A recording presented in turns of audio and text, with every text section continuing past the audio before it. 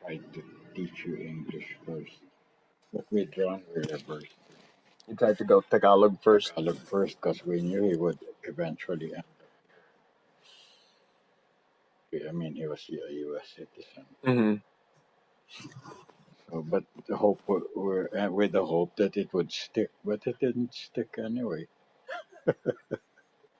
Yeah, I mean, you really. There's hardly any Tagalog, even if you lived there in 2006.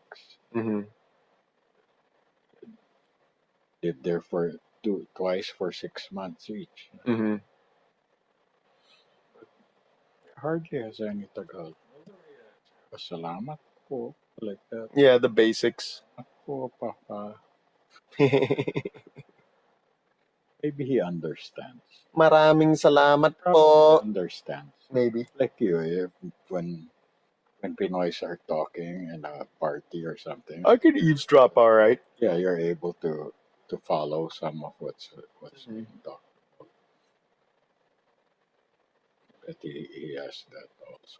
Maybe, but I'm. In the subconscious. Mm-hmm. Like if you live there, you or That him, that makes a difference. yeah. And also the thing Stay that there for a couple of months, you'll probably be just talking Tagalog. that's the difference. And the thing that I did also was I took a Tagalog language class Mm. in City College. Mm. Like I might have taken 2 semesters, and that really helped. Mm. Just kind of you're speaking it regularly, reading it, and and it's just the kind of you kind of get back in the groove of it. Yeah. But now, The reconnects the synapses. yeah. But now, I'm out of practice. May kalawang You yung have to go salita to ko. Daily City more often and hang out there in Seramonte. Yeah. Mm-hmm. Like a Japanese, Serial killer. no, one of those geisha girls. Oh yeah, with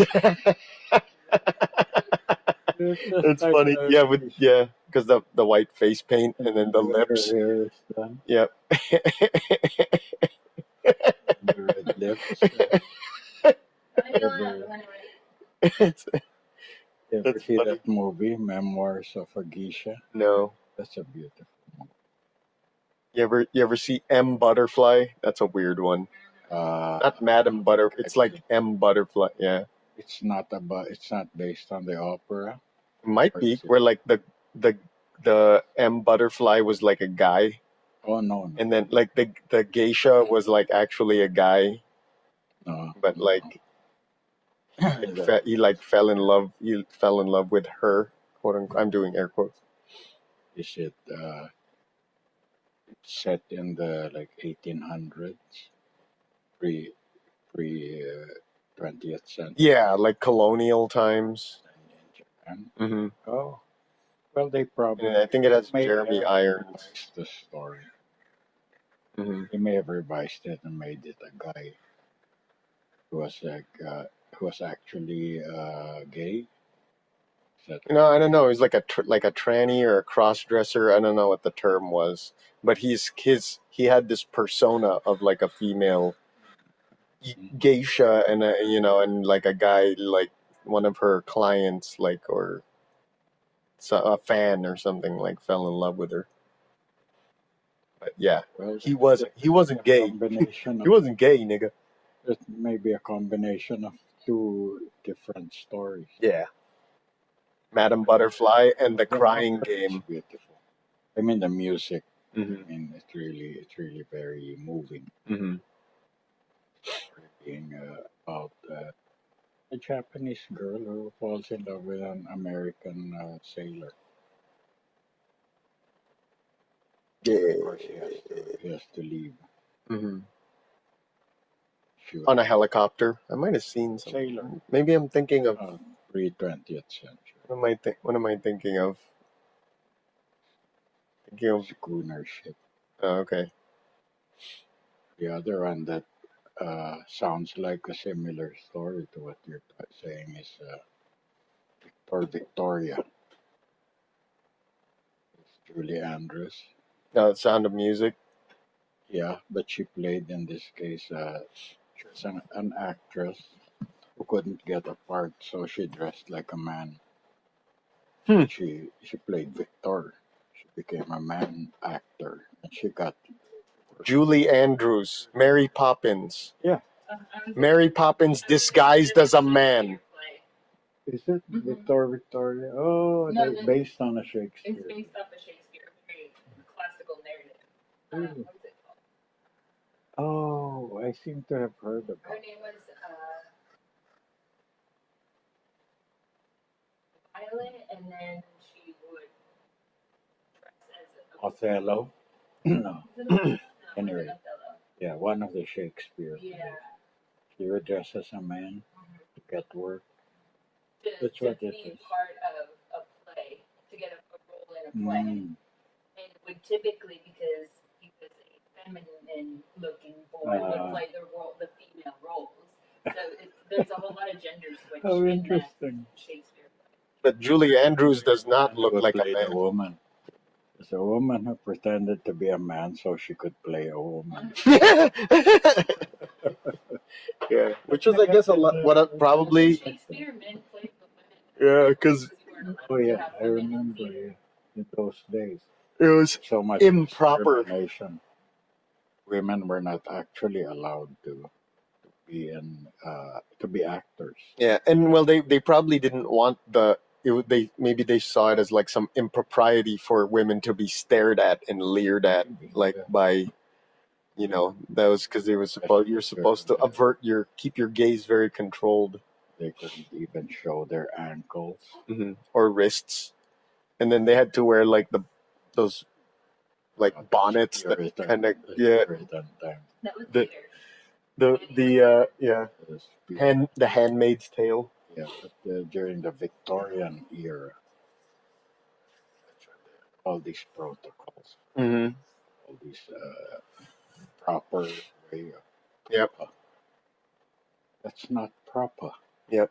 Yeah, the Victorian era, because what's her name? Queen Victoria went into mourning, right? And then that's why they started. Everyone just has to be in mourning too, and then, That's why all the dour light colors. and everyone's wearing no one black. could be happy. Or, Yeah, and you're there. Yeah, and That's the fascination with death at that time, when Mhm. like serial killers were sensationalized, when taxidermy. taxidermy became very popular. The botanicals, preserving dead bugs, insects, and Well, when the king of Thailand died last year, May he rest last in year, it was 1 year nirvana, like that. whatever they say. Everyone had to wear black or somber didn't he die color. like 2 years ago? 2 years ago? 2 years ago, yeah. Because I do Yeah, remember 2 years reading, ago. I remember reading that. We had even during New Year's, there's no celebration. And for a whole year, even I was they recommended that I didn't wear bright color shirts because I could be mistaken for a Thai. Be disrespectful. You know what I think about? Like Or black or dark blue. and one of the customs from Thailand that even here I think about is like doing this and pointing like the bottoms of your feet at someone. That's an insult. It's rude. I think about that even here, like when I went to get Baxter's birth certificate. You're just sitting in the waiting area and stuff, and I'm just exactly like A365 or whatever. And I thought about sitting, kind of crossing my legs like that, which would directly point the sole of my foot right at the guy next to me. And I was like, nah, I won't do that. So I just kind of crossed my ankles like that, and kind of a little more relaxing anyway. They don't. It's a cultural thing. Yeah. It's really in Thailand. Mm-hmm. But it kind of, I don't know why, I just kind of think about it. In Thailand, if you did that, Mm-hmm. if you see somebody doing that, obviously they don't know what the customs are. Mhm. What about like this though? Or- This is fine. Yeah. Crossing your feet at the ankles and Yeah, just kind they of do. chilling. They do that, or they'll cross their legs this way. Oh yeah, the So the castrato way. It's very uncomfortable. You really got to get yeah, got to get everything situated. yeah, it's not common Mhm. common for men to do that here. Mhm. That maybe in the 50s, I think, during my dad's time. Yeah. That's a common way for, especially people in their suits. Yep. They have a suit and tie. It's not, Typically, that's how they would. it's not very comfortable. I don't know what else to say about it other than that. Yeah. It's also very American, like you cross your legs like this, like in other it's always been Oh, behind. Oh, and behind the chair. under and interesting. Like this. So like Ankles crossed under and behind. That is very ladylike. it's more like this and onto this. Like Mm-hmm. royalty also has Yeah, that's very that's like a peasant's way of doing things. You have to make it like kind of complicated. You know. Rules, when you rules, do this, rules. It forces you to sit up straighter. Mm-hmm. It does look a lot more proper. So that's a good idea. I didn't know.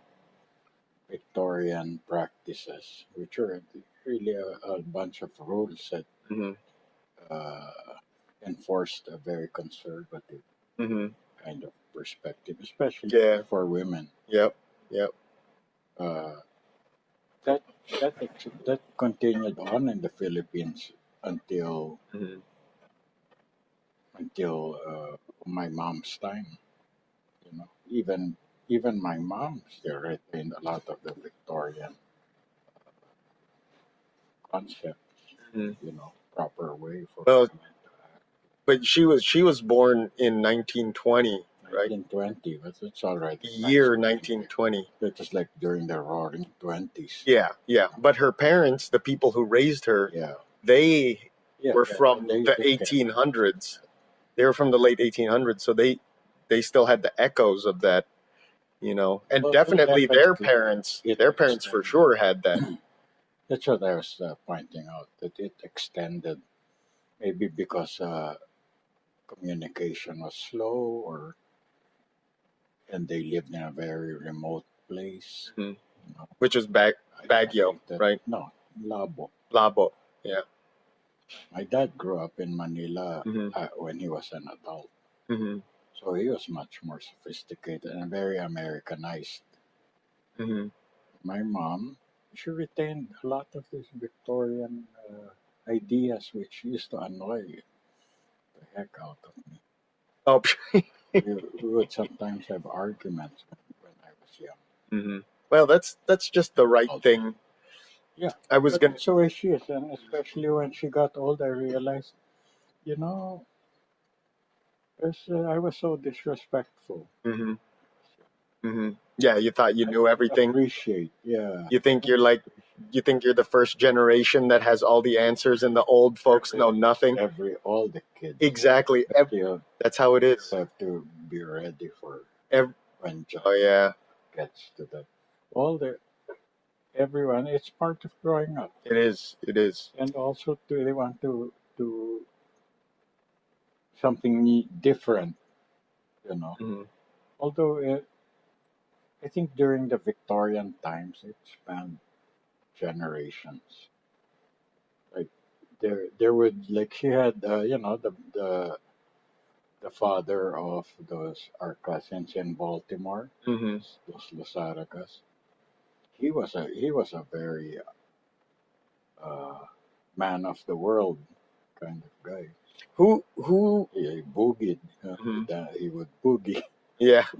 and he had lots of girlfriends, and that's Who was their ancestor in relation to their Lola? dad was my mom's nephew, Mm-hmm. but the oldest. So he practically grew up with them because the son of her oldest sister. So your mom's nephew. So that's like Tony's son, No, Tia Esther. Tia Esther's son. Yeah, the oldest sister of mine, the oldest in their family. There's a big gap. Hmm. He was just a little bit younger than Tia Nene, so he grew up like and he was out of wedlock. Oh, he was a He was like a bastard. chance. Yeah. So they raised him as a sibling, as a brother. Boo. Yeah, I think I remember you telling me about Another that. story, you know. Imagine they told everyone he was their brother. It's only when we were adults already we found out. Nice. These are these are not these That are was actually your, our cousin. yeah, that was your cousin, not your uncle. My uncle, but we called him Tio Temi all the time. Hmm. So he was born from, he was Tia Esther's kid, Yeah. but out of wedlock. Yeah. So yeah. she, With a married man, she got she, involved with a married boo, from another province, but and had a kid by him. yes. And this And so kind of to, turned out to be a very outgoing, happy-go-lucky, and good-looking, Mhm. you know, with a mustache, with a thin mustache like Tyrone Powers or Errol Flynn. yeah, I feel like finally This manicured. woman.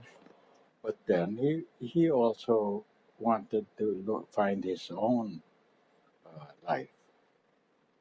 Eventually, he tried to hunt down his father. He tried to, and he was managed to reconnect with his relatives on his father's side.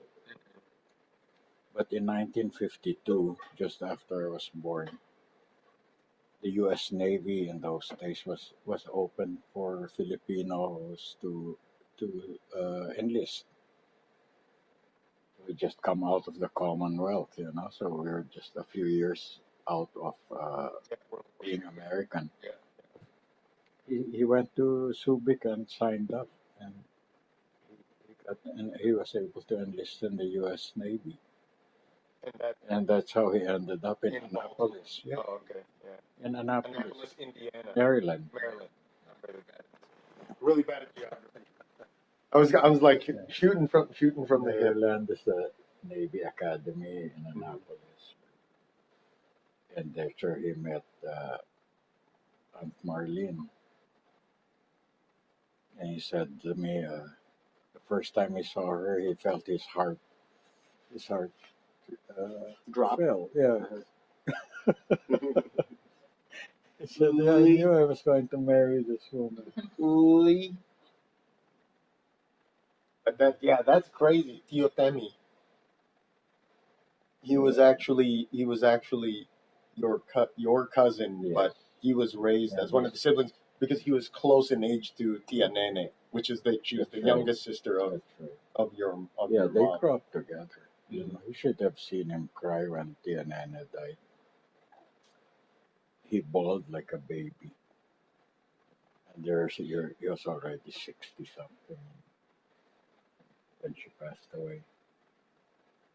He and Tia Chuaning and my mom. My mom was, because there was like a gap between the oldest, and then between there were at least two, maybe three kids who died in young, you know, in infancy or childhood.